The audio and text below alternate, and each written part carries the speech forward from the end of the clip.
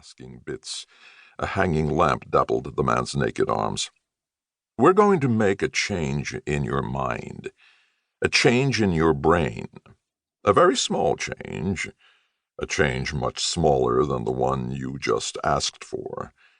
We're going to take that little knot of anger you just waved at me on the end of your finger, that anger you just threw back at your own face. We're going to take that knot, and we're going to untie it.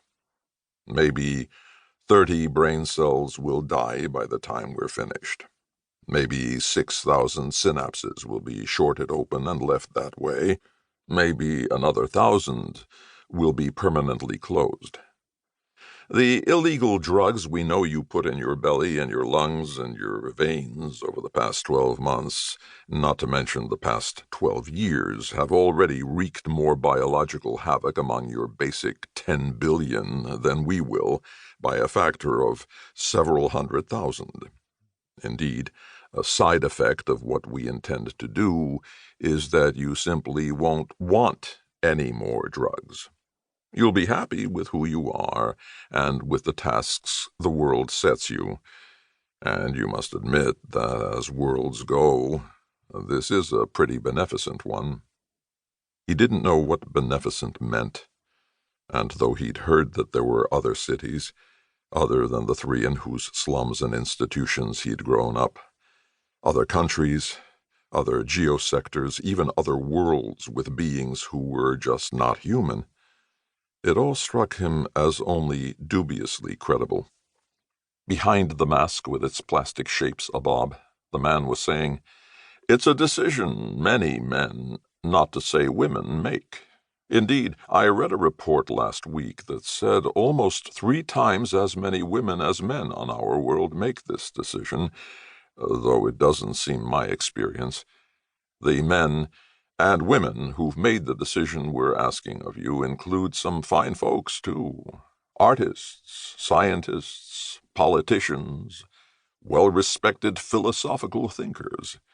Some very rich and powerful people have decided to abandon their worldly acquisitions and come to the Institute here. They feel, I suppose, we have something to teach them, and though we certainly would never claim such a thing, our method is much too simple. Perhaps we do." "I can learn things," he suggested hoarsely, pulling back in the sling and looking down, for the tests he'd been given over the years suggested strongly that he couldn't, and the few times he'd hung around the places that were a confusion of books and tapes and films, they'd asked him to leave or put him out, saying much what this masked man was saying now, and saying it much more angrily.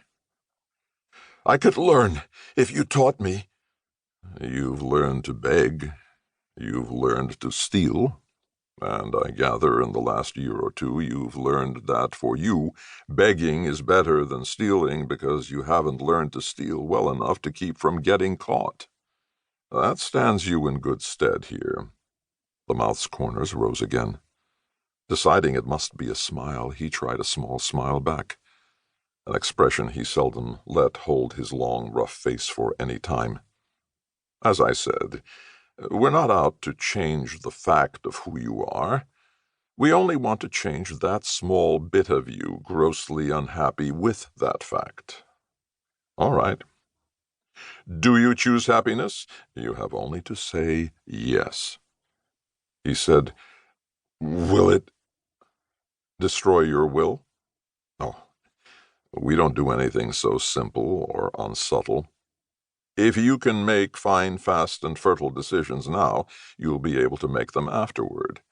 You simply won't be inclined to make new kinds of decisions, at least without instructions."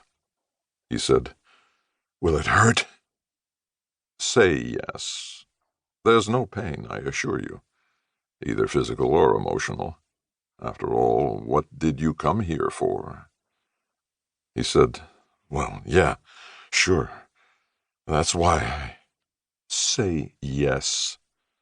We need a voice print of the actual word. This is being recorded. Otherwise it isn't legal." Which confused him. "Yes.